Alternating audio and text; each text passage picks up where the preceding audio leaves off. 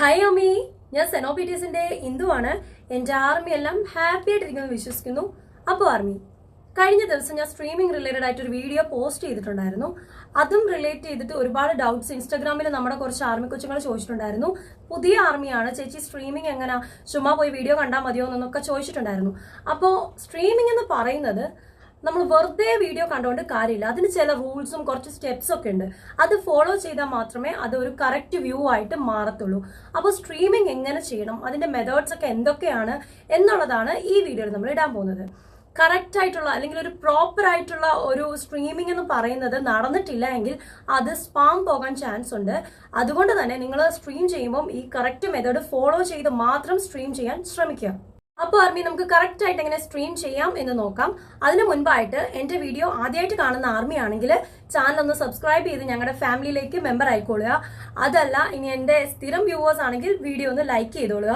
പിന്നെ എൻ്റെ നോട്ടിഫിക്കേഷൻ നിങ്ങൾക്ക് ലഭിക്കാനായിട്ട് നിങ്ങൾ ആ ബെൽ ബട്ടൺ കൂടെ ഒന്ന് അമർത്തിക്കൊള്ളുക. പിന്നെ വീഡിയോ ഇഷ്ടമാകുവാണെങ്കിൽ നമ്മുടെ മറ്റു ആർമികൾക്കും ആർമി ഗ്രൂപ്പുകളിലേക്കും ഷെയർ ചെയ്ത് കൊടുക്കുക. അപ്പോൾ നേരെ വീഡിയോയിലേക്ക് പോവാം. നമ്പർ 1, യൂട്യൂബിൽ ലോഗിൻ ചെയ്യുക.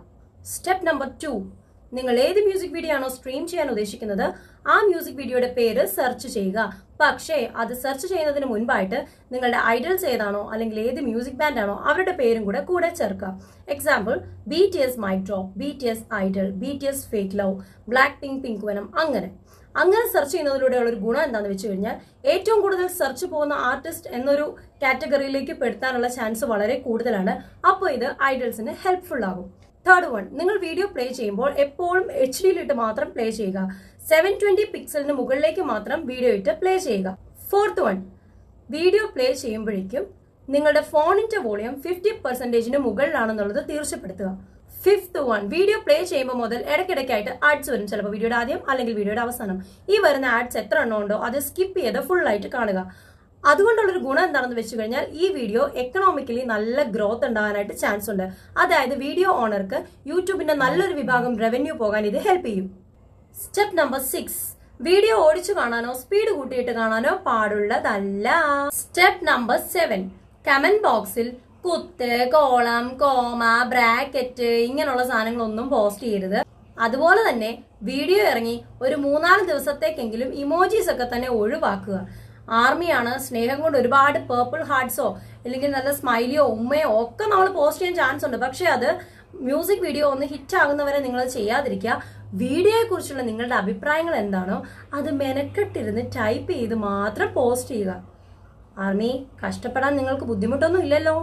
8ാമത്തെ ഈ സ്റ്റെപ്പ് ആർമിക്ക് വേണ്ടി മാത്രമുള്ളതാണ്. കാര്യം BTSനോടുള്ള സ്നേഹം മൂത്തിട്ട് ഓടി ചെന്നിട്ട് ഒരു മ്യൂസിക് വീഡിയോ 3-4 തവണ അങ്ങോട്ടും ഇങ്ങോട്ടും പിന്നെയും കാണും. അതൊരിക്കലും ചെയ്യല്, വെറും മണ്ടത്തരമാണ്. കാര്യം, നിങ്ങൾ ഒരു മ്യൂസിക് വീഡിയോ ഫുൾ ആയിട്ട് കണ്ടതിന് ശേഷം മറ്റെന്തെങ്കിലും ആക്ടിവിറ്റീസ് അതല്ലെങ്കിൽ മറ്റെന്തെങ്കിലും വീഡിയോസ് ഒക്കെ കണ്ടതിന് ശേഷം 1/2 മണിക്കൂർ കഴിഞ്ഞ് വന്നിട്ട് വീണ്ടും ഈ മ്യൂസിക് വീഡിയോ നമ്മൾ പ്ലേ ചെയ്ത് കാണുക. അതല്ല കണ്ടിന്യൂസ് ആയിട്ട് ഇത് തന്നെ കുത്തിയിരുന്ന് കണ്ടു കഴിഞ്ഞാൽ യൂട്യൂബിൽ അത് മനസ്സിലാകും. നിങ്ങൾ ഫാൻറ്റം ഈ ഒരു ആർട്ടിസ്റ്റിന്റെ മ്യൂസിക് വീഡിയോ കൂടുതൽ റേറ്റിംഗ്സിൽ എത്തിക്കാനായിട്ട് ശ്രമിക്കുന്നതാണ് എന്ന് മനസ്സിലായാൽ അതും ഈ ഒരു വീഡിയോനെ ബാധിക്കും. സ്റ്റെപ്പ് നമ്പർ 9, മ്യൂസിക് വീഡിയോ റിലീസായി 3-4 ദിവസത്തേക്ക് വീഡിയോയുടെ കമന്റ് ബോക്സിൽ ലിങ്ക് ഒക്കെ കൊണ്ടുവന്ന് ചിലർ കോപ്പി പേസ്റ്റ് ചെയ്യാൻ ചാൻസ് ഉണ്ട്. ലിങ്ക് അതില്ല. ലിങ്ക് കാണുമ്പം ആക്രാന്തം മൂത്ത് ചെന്ന് ലിങ്കിലിട്ട് തൊട്ടിട്ട് വേറെ പണി മേടിക്കരുത്. ശരിക്കും പറഞ്ഞാൽ ഇത് 8ന്റെ പണി തരും. കാര്യം, ആർമി മാത്രമല്ല വീഡിയോസ് കാണുന്നത്, ഹേറ്റേഴ്സും കാണുന്നുണ്ട്. ഇതുപോലെ എന്തെങ്കിലും ലിങ്ക് ഒക്കെ അതിൽ കോപ്പി പേസ്റ്റ് ചെയ്ത് ആ ലിങ്ക് നിങ്ങൾ ഓപ്പൺ ചെയ്താൽ നിങ്ങളുടെ വ്യൂ വീഴാനുള്ള ചാൻസ് വളരെ കുറവായിരിക്കും. അതുപോലെ തന്നെ നിങ്ങളുടെ ഫോൺ അന്നാലെ തന്നെ ഹാങ് ആവുന്നതായിരിക്കും. അതുകൊണ്ട് ലിങ്ക് കാണുമ്പോ തെറ്റ് ചെയ്യാത്തവരാരാടാ ഉള്ളത് എന്നും വിചാരിച്ചുകൊണ്ട് പോയി ഓപ്പൺ ചെയ്തേക്കരുത്. ആവി എടുക്കുന്നു ഗൈസ്. അപ്പൊ 10ാമത്തെ step, no replay, no refresh. പിന്നെ 11ാമത്തെ സ്റ്റെപ്പ് എന്നാന്ന് വെച്ച് കഴിഞ്ഞാല് ആദ്യത്തെ 24 മണിക്കൂറത്തേക്ക് ആരും പ്ലേലിസ്റ്റിന്റെ ആ വഴിയേക്ക് പോകണ്ട. ഈ ഒരു മ്യൂസിക് വീഡിയോ മാത്രം പ്ലേ ചെയ്യുക. ഓക്കെ.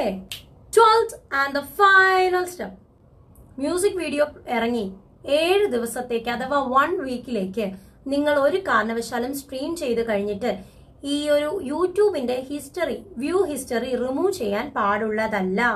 റിമൂവ് ചെയ്യണ്ട, 7 ദിവസത്തേക്ക് വ്യൂ ഹിസ്റ്ററി അവിടെ കിടക്കട്ടെ. ആർക്കാ കുഴപ്പം? റിമൂവ് ചെയ്യാനായിട്ട് ഗൂഗിൾ ക്രോമിന്റെ ഹിസ്റ്ററി ഒന്നും അല്ലല്ലോ. എനിക്കറിയാം. തങ്കച്ചിയ റാപ്പ് മോൺസ്റ്റർ. ഇതെല്ലാം ഫോളോ ചെയ്തുകൊണ്ട് നിങ്ങൾ സ്ട്രീം ചെയ്യുമല്ലോ അല്ലേ? കഴിവതും സ്ട്രീം ചെയ്യും. 2025 അവർ തിരിച്ചു വരുമ്പോൾ എന്നതേലും കൊടുക്കണ്ടേ ഗിഫ്റ്റായിട്ട്? നേരിട്ട് കണ്ട് വേണം കൊടുക്കാൻ ഒക്കുവോ? അപ്പം വേഗം ഇപ്പം തന്നെ പണി തുടങ്ങിക്കോ. എല്ലാം എഴുതി വെച്ചിട്ടില്ലേ? പോയെല്ലാം സ്ട്രീം ചെയ്യടി.